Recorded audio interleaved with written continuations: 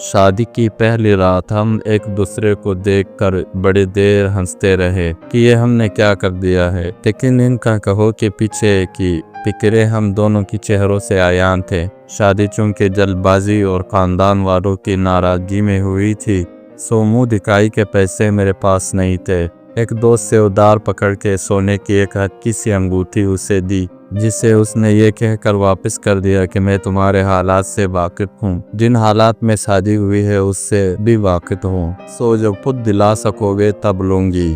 اگر آپ کا دل نرم ہے دوستو، یہ کہانی آپ کو ضرور رلا دے گی۔ میں نے تھوڑا شرمندہ ہوتے ہوئے پوچھا کہ اچھا بتاؤ، تمہاری سب سے بڑی خواہش کیا ہے؟ میں کسی دن وہ ضرور پورا کروں گا۔ اس نے کچھ تعمیل کے بعد کہا کہ زندگی میں دو ہی خواہشات کے لیے خدا کے سامنے گڑ گڑائی ہوں۔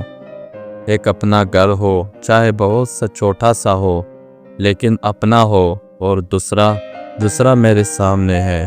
ہم دونوں نے ایک دوسرے کا منہ دیکھا اور مسکرانے لگے۔ پسند کی شادی پہ عورت پہلے اپنے گھر والوں سے سنتی ہے، بعد میں سسرال والوں سے۔ وہ ساری کشتیاں جلا کے آئی تھی، سو اس میں زبان سی لی۔ اب اگلی ذمہ داری میری تھی۔ ایک دوست کے توسط سے لاہور ایک کال سینٹر میں جاب مل گئی، لیکن میں کبھی اپنی شہر سے نکلا نہیں تھا، سو ایک انجان شہر میں جانے کے لیے مجھے تھوڑا سرمایہ درکار تھا۔ اب اسے مجھے 10,000 روپے ملے۔ اگلے ہفتے کی ٹکٹ تھی۔ رات کو میں حسابوں میں مصروف تھا تو وہ میرے پاس آئی۔ اس نے اپنے زور سے بند مٹھی کھولی اور میرے سامنے رکھ دی۔ میں نے کہا تم فکر نہ کرو، میرے پاس پیسے ہیں، یہ تم اپنے پاس رکھو۔ وہ بولی یار مجھ سے جھوٹ نہ بولا کرو، مجھے پتہ ہے نہیں ہے۔ میں خاموش ہو گیا کیونکہ پیسوں کی ضرورت مجھے تھی۔ وہ میرے پاس بیٹھ گئی اور کسی ماسٹر پلانر کی طرح مجھے سمجھانے لگی۔ میں نے ایک پلان سوچا ہے۔ میں نے کہا کیا؟ تمہاری گندم گاؤں سے آتی ہے نا؟ ہاں۔ تم ایسا کرو، ان پیسوں کی گندم لے لو، گھر کے لیے بھی لینی ہے، گاؤں سے تمہیں سستی مل جائے گی۔ میری ایک دوست ہے، اس سے بات کی ہے میں نے، اس کی ضرورت ہے، تم یہاں سے اٹھا کے وہاں دے دینا، کچھ پیسے بچ جائیں گے۔ وہ مجھے بزنس پلان سمجھا رہی تھی۔ میں نے اس کی معصومیت پہ مسکرایا، لیکن پلان برا نہیں تھا، پلان کامیاب رہا۔ یہ پلان ہم نے گھر والوں سے مخفی رہا۔ پیسے لے کر جب میں اپنے گھر آیا تو رات کو ہم چھوٹے بچوں کی طرح پیسے گن رہے تھے، جیسے بچے غلط توڑنے کے بعد گنتے ہیں، حتیٰ کہ ان کو پورا حساب ہوتا ہے۔ ہمیں 3 من 350 کے حساب سے 6,300 منافع ہوا۔ یہ ہمارا پہلا کامیاب بزنس تھا۔ 2,000 میں نے اس کے منع کرنے کے باوجود اس کے ہاتھ میں رکھا، کیونکہ اصولی طور پر یہ اسی کی کمائی تھی۔ اگلے ہفتے میں اسے چھوڑ کر لاہور نکل گیا۔ لاہور میرے لیے انجان تھا۔ کچھ دن دوست کے گھر رہا۔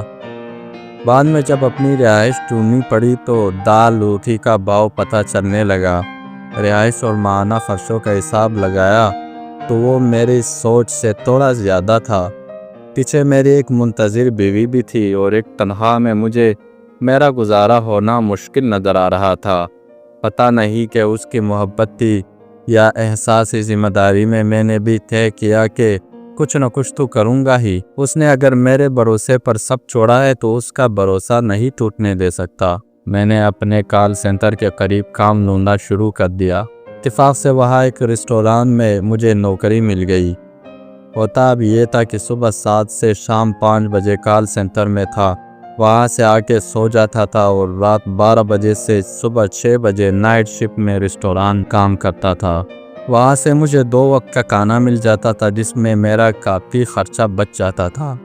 کال سینٹر کی تنخواہ 15,000 تھی، جو کمیشن ملا کے 26-25 بن جاتا تھا، اور ریسٹوران والے مجھے 8,000 دیتے تھے۔ اس اضافی کام کا میں نے گن نہیں بتایا تھا، ورنہ میری بیوی مجھے کبھی یہ نہ کرنے دیتی۔ میں نے بعد گھر گیا تو 12,000 اس کے ہاتھ میں رکھ دیے۔ اس نے چمکتی آنکھوں کے ساتھ 3 دفعہ گنتی کی، پھر انہیں 2 دفعہ چوما اور نمناک آنکھوں کے ساتھ اپنے چیچی کیس میں اپنا حق سمجھ کے رکھ لیا۔ اس کے وہ خوشی میرے لیے کائنات کی سب سے محبوب شے تھی۔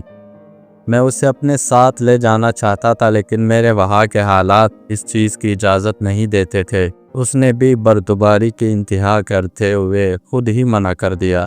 اس کی دعائیں تھی یا اس کا رزق۔ 2 ماہ میں مجھے ایک فرم میں نوکری مل گئی۔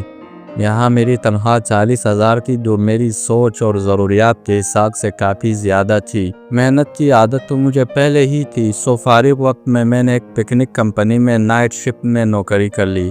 یہ کام ریسٹوران سے کافی بہتر اور صاف ستھرا تھا اور تنخواہ بھی مناسب تھی۔ اس نوکری کا میں نے اسے نہیں بتایا کہ اس کو سرپرائز دوں گا۔ اس دفعہ میں 2 ماہ بعد گھر گیا، اس کی سالگرہ تھی اور گھر والوں کے سامنے ہم انتہا کے میسنے تھے، ان کو کچھ نہیں بتاتے تھے۔ سالگرہ پہ ایک چھوٹا سا کیک ہم 7 لوگوں میں تقسیم ہوا۔ رات کو ہم جب کمرے میں اکیلے ہوئے تو اسے ایک ڈبہ پکڑا دیا۔ اس نے خوشی اور حیرت سے الٹ کھلٹ کر دیکھا اور پوچھا، کیا ہے اس میں؟ خود ہی دیکھ لو۔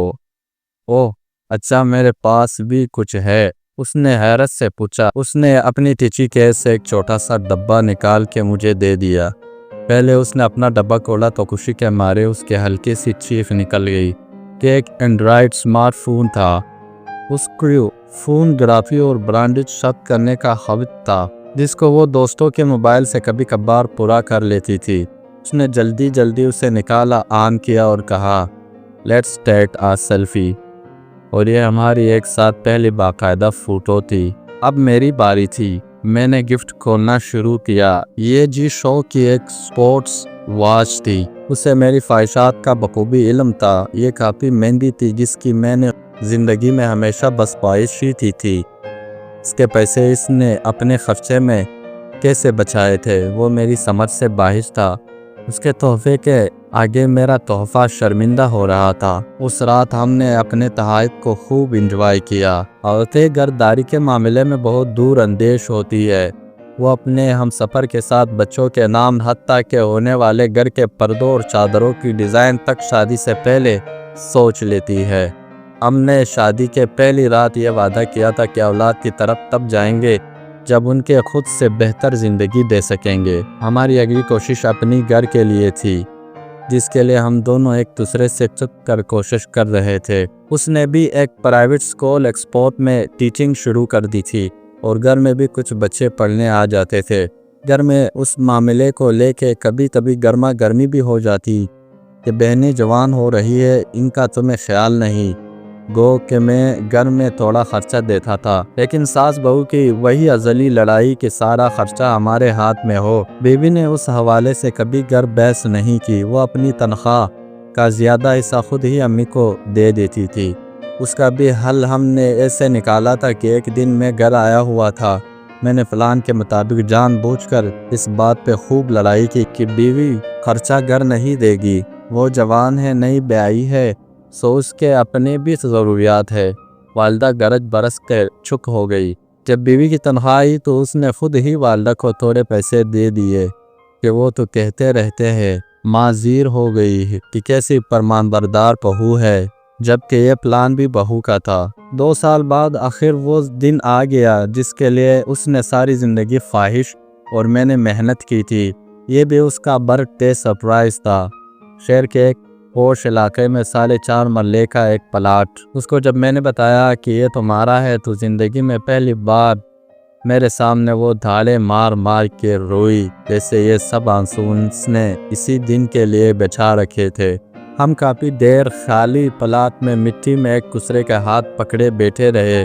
وہ تھوڑی دیر بعد اپنی ایک انگلی زمین پہ گھسیٹتی اور کسی بچے کی طرح لکھ کے دہراتی، میری ملکیت۔ زندگی اب ٹریک پہ آ چکی تھی۔ جس دن مجھے اس کی پریگنینسی کا پتہ چلا، اس دن میں پاگلوں کی طرح خوش تھا۔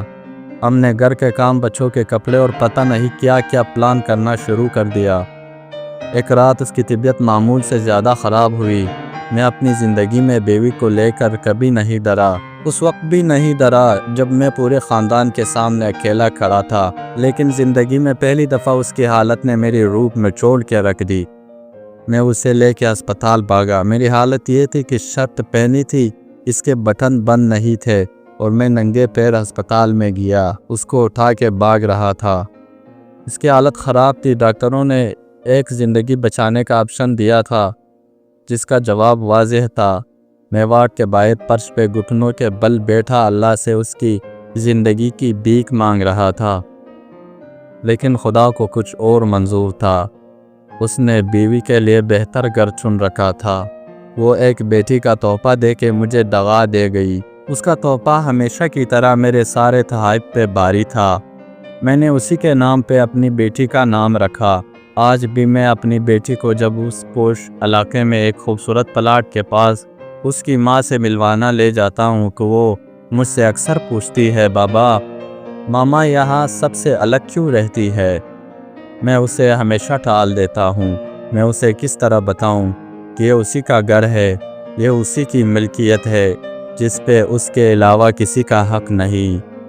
دوستو، کہانی اگر پسند آئی ہو تو ہمارے چینل سبسکرائب کریں، کمنٹس میں اپنے رائے کا اظہار ضرور کیجیے گا۔ ویڈیو دیکھنے کا بہت بہت شکریہ۔